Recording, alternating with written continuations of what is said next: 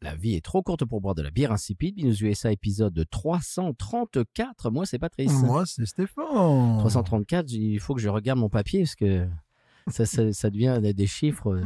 J'arrive plus à suivre, moi. Moi non plus. Alors, au passage, si vous êtes sur YouTube, parlez-en à vos amis. Parce que bon, je sais pas, les chiffres, je sais pas ce qui se passe. Je ne sais pas. Il n'y a pas de plaque, mais il n'y a pas non plus de gens qui regardent. Si vous êtes en podcast, comme d'habitude, Ne bougez pas. Ne bougez pas, ne touchez rien. Monsieur Stéphane, c'est moi qui régale cette semaine. Oui, ça me paraît très beau. Belle canette. N'est-ce pas? C'est ce que vous m'avez dit hors micro. J'aime beaucoup. On va la montrer à nos... vous la verrez sur les réseaux si vous êtes en audio. Elle m'a attiré l'œil. Oui, moi, j'aime beaucoup. Elle est très très belle. Écoute, ça m'a attiré l'œil sur le site quand je l'ai vue. Alors, je vais tout vous expliquer. Oui. Je vais essayer de ne pas bafouiller en le faisant. C'est une vierge. C'est une vierge. C'est une vierge. Non, une vierge.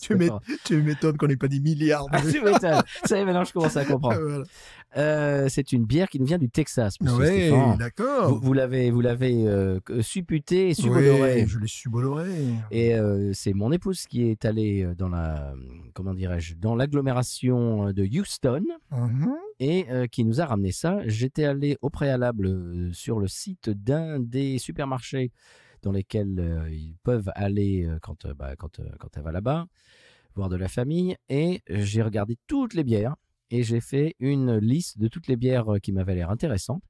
Et j'en ai mis, elle en a ramené 2. La deuxième, alors on est celle-là et une autre. L'autre, j'ai vu qu'elle était dans mon supermarché maintenant et plus fraîche. Ouf. Ce qui veut dire que celle qu'elle a ramenée, on la boira pas parce qu'elle est trop vieille. Ouais. Je crois qu'elle est d'octobre de l'année dernière. C'est une IPA. Oui. Elle est quand même passée. Alors, je sais pas, j'en ai bu une pour voir, justement, je subodorais le truc que ça allait pas marcher au niveau des dates. Et non, c'est pas terrible. Et on la fera pas dans l'émission. D'accord. On va vous éviter ça. On va vous éviter, nous, qui disons « Oh non, dis donc, on voit que c'était bien, mais elle est vieille. » Voilà, donc voilà. On va vous éviter ça. Celle-ci, je n'ai pas regardé la date, mais c'est un style, vous allez voir, qui ne craint pas grand-chose. On espère. On verra. C'est la Devil's Backbone. Et c'est marqué dessus Belgian Style Triple. Donc, c'est une tripelle texane, monsieur. Oui. Ce que je trouve assez intéressant. Donc, ça m'a attiré. Bon, déjà. Voilà, la canette, tu la vois à des kilomètres. Hein. Oui, on a parlé du visuel. Ça c'est vraiment. Ça attire l'œil. Et puis, je me suis dit, tiens, une bière qui retype un petit peu les ales, les tripelles belges en Texas. Tiens, ça peut être intéressant. Alors, il nous vient de Blanco au Texas. Blanco. Je ne sais pas, c'est Serge Blanco. Eh bien, moi non plus. J'ai dû faire les recherches. Oui. Alors, si vous avez un petit peu la carte du Texas en tête, Stéphane, mets-toi la carte du Texas en tête. Je l'ai. Tu vas dessiner un triangle rectangle avec Austin et San Antonio. Oui. Blanco, c'est l'angle droit. D'accord. Donc, tu as Austin, San Antonio. Blanco, c'est angle droit. Si tu fais un triangle, qu'est-ce que j'ai dit? Un triangle rectangle. D'accord. Donc, ça fait appel à vos connaissances géographiques et mathématiques, vous voyez. Voilà. Quand même, Binous. Non, mais on pousse, là, c'est normal. Eh ben, tiens. Après, on va dire qu'on n'est pas culturel. Combien d'habitants? Je ne sais pas. 12. Alors ça, je ne sais pas. 12 habitants. Autant d'habitants que de vues sur nos vidéos. Non, c'est pas vrai. Plus que ça, on espère. La brasserie s'appelle Real Ale Brewing, qui est, au passage, en parlant de YouTube, la chaîne YouTube de Simon. Oui, bien sûr. Real Ale. Et c'est Real Ale Brewing. Et la brasserie est ouverte en 1996. Ah, quand même. Ils sont très fiers du fait que leurs bières sont non filtrées et non pasteurisées. Oui. Et qu'ils mettent l'accent sur les meilleurs ingrédients naturels. Ah ben voilà, c'est-à-dire pas de lactose. Bon, lactose, ça peut être naturel, mais que des ingrédients naturels. Non, dommage. Pas de faux goût, dommage. Voilà. Ils sont un petit peu j'ai l'impression, un petit peu dans la campagne et ils se font fort d'utiliser des ingrédients nobles. J'ai l'impression. Très bien. Alors cette bière, donc la Devil's Backbone, porte le nom d'une route de la région qui est extrêmement sinueuse, voyez-vous. D'accord. Il paraît qu'elle est un peu dangereuse. Et Devil's Backbone, donc, c'est l'épine dorsale du diable. C'est donc le nom d'une de ces routes de la région. Si tu regardes la canette, monsieur Stéphane, on voit la route sinueuse. Je n'y suis pas passé. Eh bien non. Sinon, je m'en serais rappelé. Bah, sinon, tu connaîtrais Blanco Texas. Évidemment. Alors, c'est une tripelle de style belge. Oui. Apparemment, avec des houblons épicés et une levure belge. Alors, il ne précise pas quelle levure, quel houblon. Bon, quel houblon, non. Sa couleur, alors, attention, t'es prêt pour une description? Oui. Sa couleur claire cache un côté sombre. Clair-obscur, certainement. Trouvez-en près de chez vous. Ou alors, venez ici à Blanco, au Texas. On vous promet que la vue et les bières valent le détour. Ah, d'accord. Oui, il paraît que c'est très beau. Elle fait 8 degrés 10, quand même. Bon, c'est une 12 onces, hein. C'est pas une 16 onces. Habillu de 35. Il va faire froid, donc ça tombe bien. Voilà, je trouve que c'est parfait pour la saison. J'ai sorti, alors si vous êtes... Pour la saison. Voilà, si vous êtes en audio, vous ne voyez pas, mais j'ai sorti bien mes verres Saint-Bernardus. Ouais. On va faire semblant que c'est une vraie bière belge. Voilà. On va lui donner un petit peu on va les rehausser du col un petit peu. Alors, elles s'accordent, disent-ils sur leur site, avec du chèvre au poivre noir, monsieur. C'est précis. Ah ouais, ça, j'ai trouvé ça, waouh. Ah ouais, quand même. Voilà, c'est précis. Et également, et non pas exactement, la cuisine vietnamienne. Ah ben voilà. Bon. Et donc, c'est fini pour ma description. Voilà. Ça a l'air joli, Blanco. Ça a l'air très joli. Tu avais quelques vues sur... Sur leur site, il y a des vues, ouais. Ah, d'accord. Il y a des photos. J'irai voir ça. Allez voir ça sur Real Ale Brewing. Blanco, Texas, ça a l'air très, très beau. J'aime bien le Texas rural. Moi aussi. J'ai beaucoup plus de mal avec... Pour nous, les hommes. On a déjà parlé. Alors, on y va? Ah ben évidemment. Moi, alors, je vais vous dire que ça fait 10 jours qu'elle est dans mon frigo, que je la toise à chaque fois, parce que vous voyez ce visuel et puis ce tripel belge texane et tout ça, ça m'émoustille. Ouais. L'imaginaire, voyez-vous. Et comme certains que je ne nommerai pas, je n'ai pas goûté avant l'épisode. Je ne suis pas le genre à faire ce genre de... Ah, c'est cela, oui. Je ne suis pas le genre... Donc, ça fait 10 jours que je la toise dans mon frigo et j'ai attendu pour vous donner la primeur de nos réactions. L'imprimeur. Oui, et ne parlez pas trop loin de votre micro, monsieur Stéphane. Je tiens pour dire ce que je dis. Pour dire... Mais oui, mais quand même. Donc, ouvrons-les. Allez. Oh, superbe. Ah, ça c'est des cols texans, ça. Ouais. Ça se voit, ça. Osons-nous.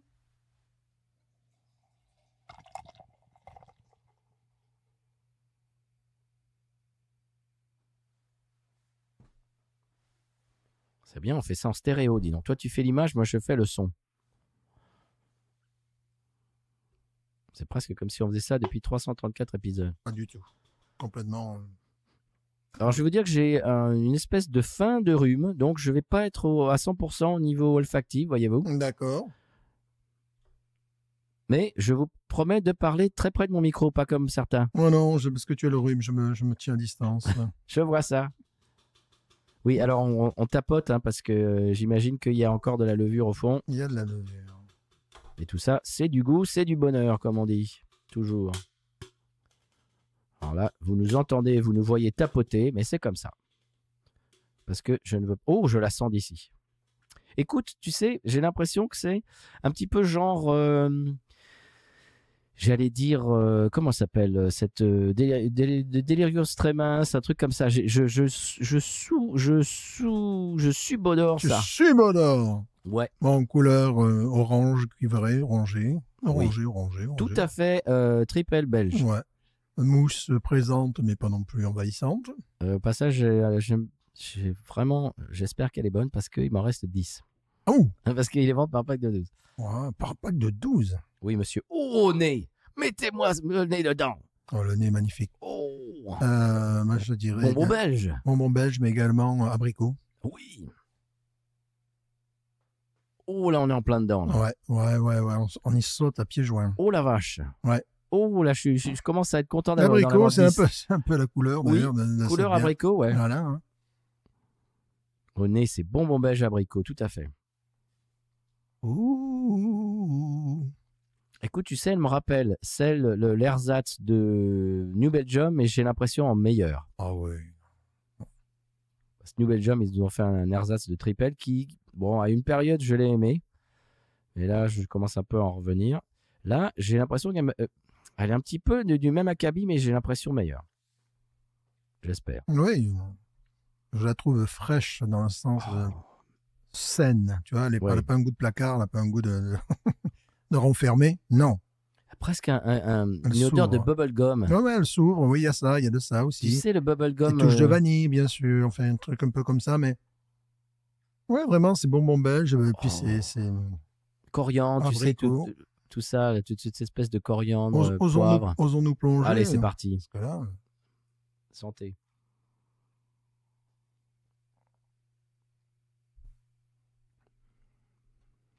Ah oui. Hey. Dis donc. Waouh. Tu as de la chance. Oh, je suis content d'en avoir 10. Encore dans le frigo. Une petite, très légère. Je t'en filerai quelques-unes. Avec plaisir. C'est magnifique. C'est succulent. C'est parfaitement tu fermes les yeux, tu te crois en Belgique. Oui. En train de boire une très bonne bière belge. Oui. Écoute, c'est texan. Ils font ça dans le Texan rural, dans le Texas rural, dans le Texan rural. Dans le Texas. Non, Texan. J'espère qu'on lui demande son avis avant. Avec leur barbac, ça va très bien aussi. Tu sais, avec un petit bon steak. Ça va très bien ça. Ça va très bien avec un petit bon steak, quelque chose comme ça. Oh, c'est absolument merveilleux là. Voilà, parce que c'est vraiment plaisant. Oh, c'est léger. C'est bouléant, léger. Toute petite touche d'amertume. Ça épouse le palais, ça apporte ce goût mielleux, mais vraiment intéressant. Ça tapisse. C'est une bière qui nous tapisse de bonheur. Et puis, il y a le côté un peu sec qui fait qu'on a envie d'en reboire une gorgée. Oh. Alors, tout est assez groupé. Peut-être qu'à la décantation, on arrivera un peu plus à distinguer les différents éléments. Mais là, bon, il y a évidemment abricot, il y a un côté un tantinet glissé. Évidemment maltais, mais c'est la touche principale qui ressort pour moi, c'est abricot. Peut-être aussi un petit peu zeste d'orange, tu vois, des choses comme ça. L'amertume pourrait être portée par de la coriandre, tu sais, par un truc, voilà. Mais c'est ça part pas dans tous les sens. C'est très rond, c'est très rond en bouche comme un ovaire. Là, tous les éléments semblent unifiés. Ce qui fait que c'est pas évident de détacher les différentes structures. Ah, c'est réussi. C'est absolument réussi. C'est un plaisir parce que quand on la met en bouche, on se sent câliné. Tu vois, alors il y a des bières des fois où tu te sens attaqué, mais ça peut être bien aussi comme réaction. Il y en a d'autres où tu te dis c'est pas la peine, c'est immonde. Là, tu te sens rassuré. Pris en considération, quoi. Tu vois, c'est parce que j'imagine qu'ils font pas que cette bière-là, mais s'ils font toutes les bières de ce niveau-là. T'imagines? Wow. Je crois que la prochaine fois, on va se concentrer sur cette brasserie la prochaine fois que quelqu'un va au Texas. Parce que là, c'est rond en bouche, c'est souple. Il y a malgré tout une touche d'amertume. On dirait que les différents éléments de cette bière se donnent la main, quoi, tu vois, pour te faire des bisous. Quoi. Alors, je vais vous dire un truc. J'avais un peu peur. Parce que, le visuel est très, très, très, très aguicheur, attirant. Mais en même temps, il y a une espèce avec le diable et tout ça.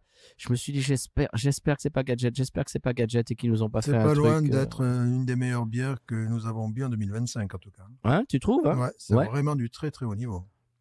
Là, je suis agréablement surpris. J'avais qu'une envie, c'est qu'elle soit bonne.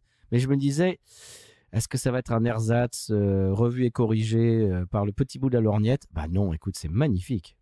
Oh. Si vous allez dans cette région du Texas et que vous voulez une bière belge, allez-y. Caramel. Oh. Caramel, pomme, un crumble. Voilà, ça commence à venir. Crumble de pomme. Ça commence à venir un petit peu les différents. Parce qu'elle est très froide. Elle est un peu fraîche, c'est vrai. Et là, ça commence à venir différents éléments. Vraiment, non, c'est pas une imitation, c'est pas quelque chose, c'est une très bonne bière. Faudrait que je regarde le catalogue pour voir ce qu'on a bu dernièrement, mais c'est une des meilleures bières de 2025 pour l'instant. La Deliria nous a vraiment, vraiment, vraiment plu. Mais ça, c'est meilleur. Ah ouais, tu trouves? Je trouve ça meilleur. Je trouve ça meilleur. Moins que l'autre était une très très bonne bière, mais là je trouve ça exceptionnel. Elle est évolutive bien évidemment, Et on sent, après, tu vois, la deuxième gorgée, de suite, bon, le caramel est monté, puis pomme au four. Quoi. Voilà. Hein. On est un peu moins dans la touche abricot, mais plus dans cette... je trouve ça absolument divin. Ça m'a fait un plaisir. C'est revigorant en même temps. Revigorant, c'est peut-être ce genre de bière dont on avait besoin aujourd'hui, d'ailleurs. Oui, absolument, parce qu'il fait froid. Il fait froid, le ciel est bas. Voilà, donc des fois, on a besoin de... Alors, j'ai lu un article imbécile. Voilà, il faut que j'en parle. Ouais. Qui affirme, parce que c'est la science. D'accord. Ah bah alors, voilà, c'est comme ça. Tout est. Ah oui. Clean. Qui affirme que ce que nous aimons dans le café ou dans la bière, ce n'est pas le goût, mais la sensation. Ah bon. Ah ben oui. Ah ben non, mais tais-toi. D'accord. Tais-toi. Okay. Tais-toi. Toi aussi, tais-toi. D'accord? Toi qui écoutes, toi qui regardes. Motus. Bon, on a déjà parlé de ces trucs où, par exemple, les gens sont dans un bar, ils boivent un café serré, ils fument la clope et leur boisson demi-pourrie. Ils disent, mais tu sais pas ce que m'a fait Jean-Pierre? Non, qu'est-ce qu'il t'a fait, Jean-Pierre? Qu'est-ce qu'il t'a encore dit? Bon, ça existe, ce truc-là, où effectivement, le liquide bu peut n'avoir aucune importance. Et puis, il me fait, puis tu sais ce que je lui fais? Voilà. Il me fait, oh bah non, ah bah moi je lui fais, ah bah si. Ah bah, si j'avais été toi, ça fait un moment que, voilà. Bon, ça, on connaît. Mais tu sais ce que je lui fais? Alors, il me fait. Ça, on connaît. Là, il se trouve que cette bière nous relaxe, elle aurait pu nous énerver, elle aurait pu nous déprimer, hein. Parce que ça soit toi ou moi, on n'était pas dans une journée. Non, voilà, pas une des meilleures journées. Non. Voilà, pas une des meilleures journées. Et cette bière a l'effet, effectivement, de nous relaxer, quoi. Mais c'était même pas l'effet recherché. L'effet recherché, c'était de pouvoir analyser son goût. Effectivement, quand on commence à dire que une bière a ce type de goût, tout ça, et compagnie, c'est peut-être qu'on s'intéresse au goût. Le cerveau, il est pas là, mais bois une 33 Export, bois n'importe quoi pour te relaxer. Non, ça te relaxe pas. Si tu vois quelque chose qui t'énerve, non. Par exemple, la 333 Export, la Maltachien. Oui, ça nous a pas relaxé, non. Les Ice Beer. Oui, non plus, ouais. Non, ça relaxe pas, ça. Non, ça abrutit. Voilà, c'est pas pareil. Il y a un effet recherché, c'est vrai. Là, c'est vrai, l'effet de t'abrutir, mais c'est pas, voilà. Donc voilà, c'était asséné, tu sais, le truc. Non, n'y pense même pas. C'est comme ça. N'y pense même pas. Laisse-moi te dire. Non. Si tu bois un café ou si tu n'en as rien à foutre qu'il y a un goût d'arachide, que tu sais qu'il y a des gens qui passent des heures à faire des dégustations de café ou à travailler pareil pour la bière. Non. C'est que ton cerveau, voilà quoi. C'est-à-dire, en gros, tu fais l'amour, c'est pas parce que tu aimes la personne, c'est parce que tu as envie de baiser, c'est tout, le tirer, quoi. Voilà, c'est tout, c'est ton cerveau, voilà. C'est comme ça. Ne cherche pas. Ne cherche pas. Voilà, c'est que le cerveau reptilien qui fonctionne. C'est bien les articles. Ouais, il y a des articles comme ça, par exemple, je sais pas, bon, c'est ma faute aussi de tomber sur yahoo.fr, quoi, tu vois. Oh bon, enfin, on n'a pas idée. Il faut chercher quand même. C'est ta faute, ça, quand même. Il y a un article qui dit, un gars qui dit, non, mais le mythe, l'huile d'olive, c'est un mythe. C'est un mythe, c'est pas vrai. L'huile d'olive, c'est un mythe. L'huile d'olive, c'est un mythe, c'est pas vrai que ça a des vertus. Une semaine après, tiens, les bénéfices sont bien connus sur l'huile d'olive. Mais ça, c'est l'Internet, ça. Tu peux trouver tout et son contraire. Ah, oui. Tu peux trouver les articles qui te disent que boire un verre d'alcool tous les jours, c'est très bon pour la santé. Et d'autres qui te disent que c'est du poison. Bon, voilà, tu peux trouver tout et son contraire. Oui, ça, c'est l'Internet, ça, c'est bien sûr. Bon, en parlant de Wawaron, qu'est-ce qu'on lit Wawaron? 18,5. Ah, voilà, on a dit d'une voix. Vous avez entendu? 18,5, ah oui. On va pas dire 19 parce que 19 c'est... Ouais, il aurait fallu changer les paradigmes, créer une nouvelle bière, un nouveau type de bière, ou je sais pas, enfin bon. Peace West Veteran, tout ça, c'était 19. Bon là, on n'en est pas là, mais on n'est pas loin. Là, mais on n'est pas loin. Ça me donne envie de regarder où c'est dans le Texas. Ça me donne Blanco, envie, je te dis. Ouais, un truc, tu vois. Tu vois Austin, tu vois San Antonio. Tu fais un triangle rectangle et Blanco, c'est l'angle droit. J'adore le Texas rural. Il va falloir y aller. Ouais. Parce que s'ils font les bières comme ça, c'est pas leur J'ai le bonheur avec ma fille d'aller à Lubbock, Texas, évidemment, pour aller sur la tombe de Buddy Holly. Et à un moment donné, j'ai vu, on est passé, c'était assez loin, mais c'était sur la bonne route, genre assez loin, genre peut-être 75-80 km de Lubbock. Et j'ai reconnu les montagnes sur lesquelles, tu sais, il y a une pochette d'album de Buddy où derrière, tu as ces montagnes-là qui sont dessinées. Et je les ai reconnues. Ah, wow. Parce qu'il faisait souvent Dallas, Lubbock, tu vois. Et là, je les ai reconnus. Je dis, waouh, c'est là où... C'est ça qu'il a vécu, ouais, c'était là.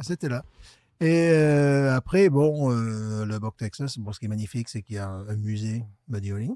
avec une espèce de plaque tombale marquée par Paul McCartney, qui laisse un message, évidemment. Puis normal. Il y va souvent. Enfin, souvent, ouais. Et bon, mais après, la ville,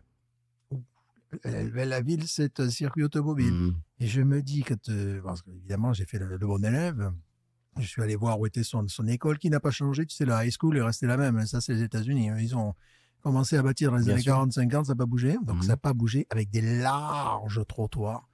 Je suis allé aussi sur l'école maternelle où il y avait un janitor, c'est-à-dire un personnel, quelqu'un du personnel qui sortait, qui me regardait en train de prendre des photos. Vous vous rendez pas compte qu'en 1946, Buddy Holly était là? À Lubbock, Texas, ils doivent être habitués aux touristes quand même, aux touristes Buddy Holly. Surtout les touristes qui portent des lunettes, des Ray-Ban. C'est bon, ça fait partie du paysage là-bas. Tu vois, c'était à un moment donné, on a demandé à un gars de prendre en photo, mais il avait les mêmes lunettes que moi. Enfin, tu vois, on était entre voilà. Oui, voilà. C'était de la même tribu, comme voilà. Bon, après la ville en elle-même, tu as le downtown qui est occupé par des avocats, des trucs. Fait, tu vois que c'est pas. Mais le truc, c'est d'imaginer, me dit Oli, qui vient de là. Je pense en avoir déjà parlé lors d'un podcast, qui vient de ces trottoirs larges avec lesquels. Bon, après, tu roulais avec ces grosses caisses, tu vois, avec les chevilles 55, 56, 57, t'imagines ces gros trucs. Et se retrouver après, une photo que j'ai, où il était avec son groupe en Angleterre sur un pont médiéval qui donne sur une église du 9e. Le truc de folie à l'époque, quoi. Je t'avais expliqué, j'étais allé au Hard Rock Café à Londres. Et alors, c'est complètement fou. Bon, bien sûr, sur les murs, il y a des tas de trucs de rock'n'roll, machin. Bien sûr, des guitares, des trucs de scène, des Who, machin, je sais pas, des chemises ou des blousons qui ont été portés sur scène, etc. Et quand tu vas aux toilettes, tu descends un escalier et sur le mur, en descendant l'escalier, il y a une carte postale qui est sous verre. Et c'est la carte postale, une carte postale que Buddy Holly avait écrite à ses parents quand ils étaient en tournée en Angleterre. Et tu lisais la carte postale, papa, maman, ça se passe bien, machin et tout, love, Buddy, machin. Le truc était sous verre en allant aux toilettes, quoi, sur le mur. Et c'est émouvant, tu vois ça, ça te prend, quoi. Et ça a été écrit en Angleterre, c'est Buddy qui écrivait ça à ses parents. Mais pour en revenir à cela, c'est-à-dire Dallas, énorme ville. Oui. Lubbock, grosse ville. On en a parlé la semaine dernière. Ouais. Mais t'as presque rien. Ah non? Et à un moment donné, tu croises un village tout en pierre. Oui, j'adore écoute, les villages avec des maisons et des comment dirais-je, des bâtiments en pierre texans, je trouve ça d'une beauté. Et comme, tu as les pierres les unes sur les autres, c'est un truc, moi, et ça fait Far West parce que tu as la ville, c'est la rue principale par laquelle tu passes en voiture, et puis tu as quoi? Tu as un feu. Et puis des deux côtés, tu as, t'as, je sais pas moi, la quincaillerie, le magasin de meubles, les machins, les trucs où ils te venaient. Avant, maintenant, il y a certaines où c'est complètement désert. Tu as la ville du Far West, comme vous voyez dans les films, dans les westerns. Tu as la rue principale, et puis tu continues, et puis voilà, et là, t'as fini, quoi. Notamment dans une de ces villes-là, tu avais une place à la mexicaine, tu sais, avec tous les trucs en pierre et tout ça. Et dans un des magasins, complètement loufoque, tu es au milieu du Texas, un gros truc sur Presley, magasin Presley. Tiens, alors ça. Ils doivent avoir des trucs 50, c'est un truc où vraiment, j'étais là, mais c'est bon. Tu te souviens du diner à Nouvelle-Orléans dans lequel on était allé avec ta fille? Diner 50s dans le C'était à Lafayette, vers Lafayette, entre les deux. Il y en a un oui, c'est vrai. Oui, on était allé aussi à celui-là. Ouais. Des trucs complètement de 50s avec des photos de James Dean, de Marilyn et tout, avec les banquettes. On s'était arrêté. Les banquettes de thon rouge et blanche. On s'était arrêté à un qui était en allant vers Lafayette, tu sais, qui était sorti de Lafayette, là, où j'étais complètement dans le jus, quoi. Enfin, je veux dire, il nous avait, toi aussi, d'ailleurs. Quand il nous avait vu, je sais pas, il y avait un vieux là, qui était là depuis toujours, quoi. On ressemblait au diner, ça c'est bon, ça c'est la culture américaine profonde, qui est formidable. Et là, voilà, c'est pour ça que souvent je suis en train de parler à propos de la Louisiane de revitalisation possible de certains trucs. Et la différence, c'est qu'au Texas, ils ont été revitalisés, ils n'ont jamais été dévitalisés. Je crois. Dans l'Alabama aussi, il y a des jolis villages, des bijoux. Des bijoux, parce qu'il y a plus d'argent. Et ça a été, mais ça a été maintenu en l'état, quoi. Voilà, il y a des choses comme ça. J'ai traversé des villages, tu vois, qui sont waouh, couper le souffle avec le style sudiste, quoi, tu vois. Sur les plaques minéralogiques de l'Alabama, comment dirais-je, le slogan, c'est Alabama the Beautiful. The Beautiful, ouais, c'est vrai. C'est vrai, c'est magnifique. Oui. Et bon, il faut éviter, évidemment, les grandes villes pourries. Oui, et puis les endroits un peu crognos, avec des gens qui sont pas trop gentils. Ils sont pas trop gentils. Ouais. Mais en fait, ouais. Un petit peu raciste. Pardon, excusez-moi. Quoi? Qui a dit ça? Pas moi. On n'est pas au niveau de l'Arkansas, quand même. C'est pas moi qui ai dit ça. Ou du Mississippi, pardon. Qui a dit ça? Oui, en Alabama, oui, j'ai vécu des trucs. Oui, ça, c'est sûr. J'ai vécu des trucs. Puis nous, ça va, c'est pas grave, on est blancs. Pardon, qui a dit ça? N'allez pas à la capitale de la cacahuète. Vous en foutez de la cacahuète. Tiens, au passage, dans la version audio, si vous êtes en audio, ne touchez rien. Je vais faire un petit conseil de voyage. Pas un conseil de voyage, mais je vais expliquer ma soirée à la Nouvelle-Orléans samedi. Oui, c'est très bon. Je vais expliquer ma soirée samedi. Je suis allé voir une parade de Mardi Gras, monsieur, à la Nouvelle-Orléans. Une parade, mais c'est vraiment original. Là. Je vais expliquer ça. C'était ma première parade depuis très longtemps. Oui, moi aussi, ça doit monter loin. Parade assez rigolote. D'accord. Donc je vous parlerai tout à l'heure si vous restez en audio. Et si vous êtes sur YouTube, tout simplement, vous allez sur votre appli de podcast préféré qui ne rime pas avec Modify. Monsieur Stéphane, cette bière, c'est la folie. C'est un pur bonheur, 18,5. Alors bon, ça pourrait être, pour nos amis belges, ça pourrait être intéressant de voir combien ils inspirent le reste du monde, combien ils sont copiés ou combien ils sont... Bon. Je dirais même pas que c'est une copie d'ailleurs en plus. Bon, si vous êtes belge, vous allez boire ça, ça veut dire... peut-être vous énerver parce que vous allez dire, c'est vraiment bon. C'est pas fait en Belgique. Non, c'est pas ça, ça veut dire, c'est pas mal. Ouais. Rétrofaction, j'ai du crème, j'ai de la pomme. Ah oui, non, c'est ça, c'est vraiment... bon, nous, l'intérêt, c'est si on vivait pas loin de ce village, c'est qu'on pourrait boire des bières belges sans aller en Belgique. En gros. C'est moins cher que des bières belges importées. Ouais. Tu me dirais, tiens, c'est une bière faite en verre, contre tous d'ailleurs. Je te dirais possible, oui, tu vois, ou voilà. Vraiment possible, ce coup-ci. Pas une bière à la belge. Non. On avait déjà parlé de certaines bières comme ça où ils arrivaient vraiment à taper dans le style. Bon, là, c'est une brasserie. Il y en a quelques-unes comme ça auxquelles il faut s'intéresser parce qu'effectivement, il y a eu un boom des brasseries. Certaines ont mis la clé sur la porte, certaines ont été rachetées, certaines ont été rachetées par d'autres brasseries. Pour utiliser les locaux, etc. Voilà. Et je pense que dans le temps, maintenant, peut-être notre travail, le Binous USA, consistera à trier et essayer de voir les brasseries qui tiennent la route depuis des années. Comme nous, Parrish, par exemple, comme tout Gnarly Barley, tous ces trucs en Louisiane, mais également dans d'autres États. C'est-à-dire des bières, les gens ont fait de la bière non pas parce que c'était une opportunité, non pas parce que c'était une mode, mais parce qu'ils aiment faire de la bière. Et peut-être ils ont développé un talent que d'autres n'ont pas ou n'ont pas eu. Parce que bon, ça c'est, tu vois, entre celle-là et puis celle également des chutes, là on sent qu'on est dans des brasseries artisanales. Ils n'en sont pas à leur coup d'essai. Non, il y a un vrai savoir-faire derrière. Il y a un vrai savoir-faire et c'est ce qui fait d'ailleurs le label bière artisanale américaine. C'est-à-dire que c'est vraiment de la grande qualité. On avait une brasserie pas très loin à Thibodaux, que je ne nommerai pas parce que je m'apprête à dire des choses qui ne sont pas très gentilles.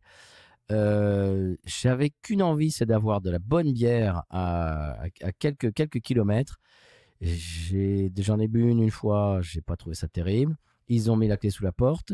Bon, je me suis dit, c'est logique, je trouve que leur bière était pas terrible. Et puis tout d'un coup, ils se remettent à ouvrir de nouveau, ils recommencent la brasserie et ils ramorcent la pompe. Très bien, et j'étais super content. J'en ai vu au supermarché, je me suis dit, voilà, allez, on va voir ce que ça donne. J'ai acheté un six-pack et puis c'était pas bon du tout. Né de Calva. Ouais. Né Calva. Né de Calva. Tout ça pour dire qu'il n'y avait pas de savoir-faire du tout. Il y avait de l'envie, mais il n'y avait pas de savoir-faire. Non, là, par contre, on est sur une très très grande brasserie. Puis né de Calva, Calvados. Ça fait très longtemps que je n'ai pas bu de Calvados. Tu n'es pas allé au Calvados? Né de Calva, on parlait de pommes, mais avec l'alcool, tu sais, qui dégage, tu as né de Calva, quoi. Elle est tellement complexe, incroyable. Avec l'alcool, ça fait véritablement né de Calva, Calvados, quoi.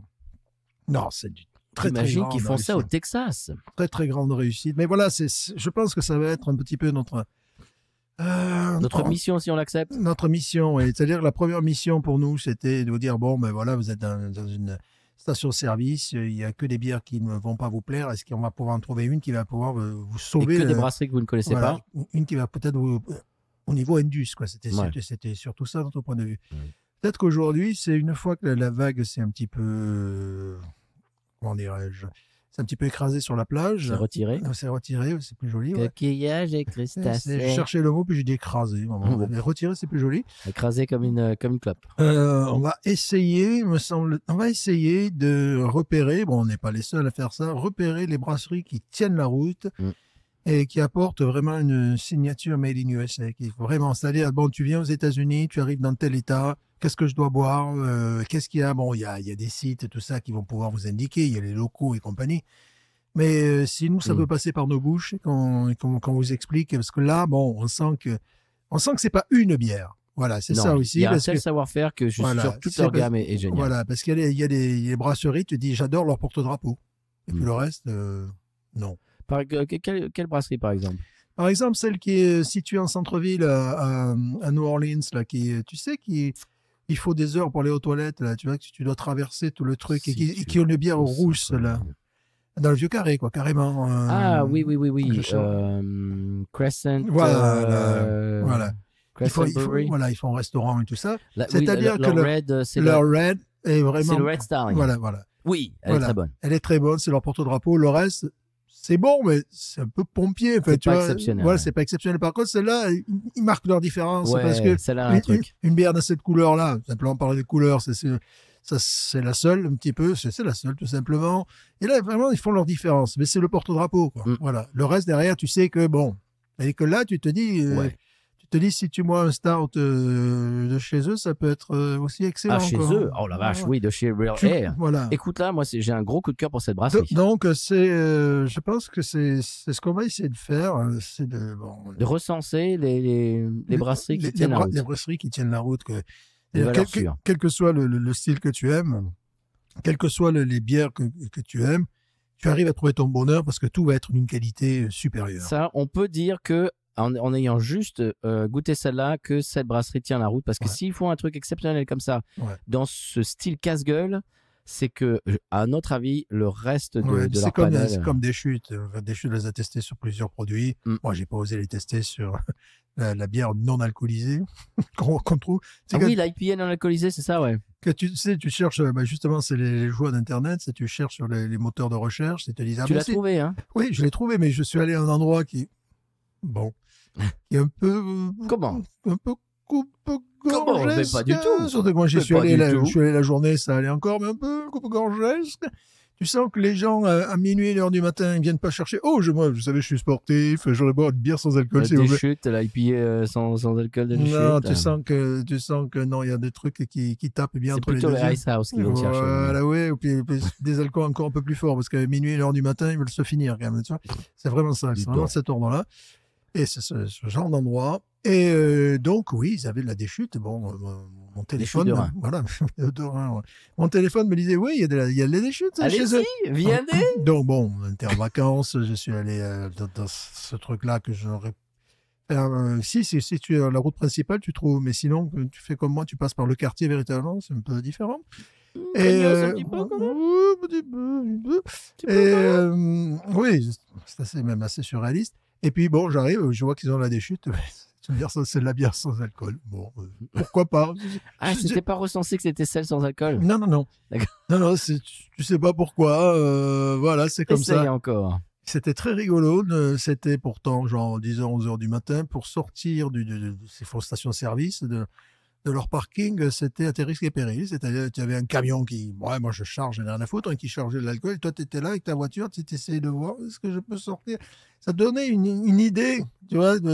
Et là, c'était pendant la journée, quoi. Ouais, tu te dis, tu viens 10 heures plus tard, c'est pas pareil. Ça fait penser un petit peu, tu te rappelles le 504 à la Nouvelle-Orléans, le quartier était vraiment craignos. Ouais, là, c'est un peu pareil. Non. Honnêtement, si l'IPA sans alcool de déchute a à peu près essentiellement le même goût que leur IPA normal, pourquoi pas? Il y a des soirs où tu n'as pas envie de boire d'alcool. Oui, mais alors il faut aller chercher à 8h du matin chez eux. Hein. Ouais. Voilà.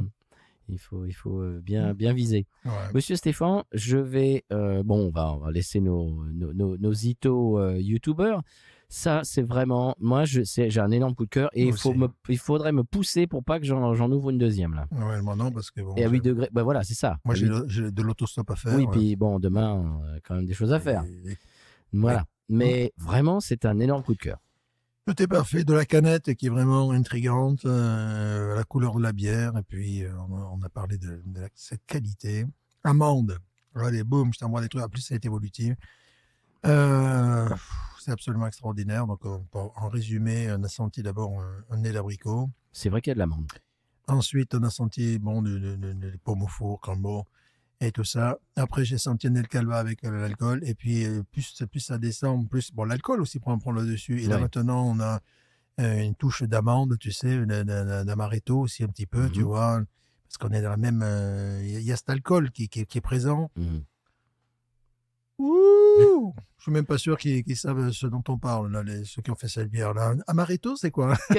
Quoi? Non, si, je pense. Ouais, écoute, c'est tellement bon. Je crois que je vais me fendre d'un email. Je vais leur dire, on est deux Frenchies perdus en Louisiane et on vient de goûter. Tu peux leur envoyer la vidéo en leur disant que ça peut être sous-titré en albanais s'ils veulent, donc puisqu'ils sont forcément albanophones. Et on vient de goûter la Devil's Backbone et on est absolument gobsmacked, comme ils disent aux États-Unis, c'est-à-dire que on est conquis, on adore.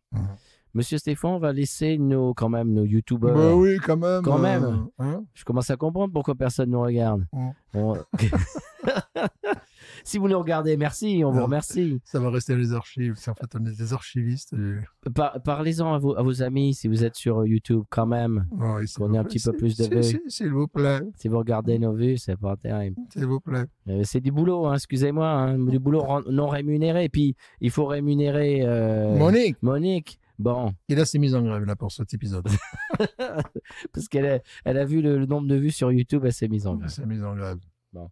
Elle a parlé à son syndic, à son assédic, tout ça. Normal. Tous les trucs qui riment en hic. Voilà. Parler à son Frédéric, qui sont mariés. Absolument. Voilà. Donc, qu'est-ce qu'on dit à nos joyeux youtubeurs? Vous êtes même pas au milieu de cette bière. Voilà. Vous allez voir, si vous êtes en audio, ne touchez rien. Non, mais je prends mon temps. Voilà, tu prends ton temps. C'est-à-dire qu'à la fin, de l'épisode, je pense que tu vas nous trouver encore 12. C'est le problème. 12 de plus. C'est le problème. Oui, c'est ça, parce qu'effectivement, là, c'est amande, amaretto, juste avant, avec oui, tu l'as dit, ça, tu te répètes ça. La pomme. On a dit qu'il ne fallait pas qu'on se répète. C'est vrai. Nous a dit qu'on se répète. C'est vrai, on est vieux, hein. Voilà. Bon, monsieur, on dit à nos youtubeurs quoi? Qu'est-ce qu'on leur dit? Mais regardez-leur. Regardez-leur dans les yeux. Je suis dans une forme de timidité. Eh bien, je conclurai notre épisode pour l'instant en disant que... News.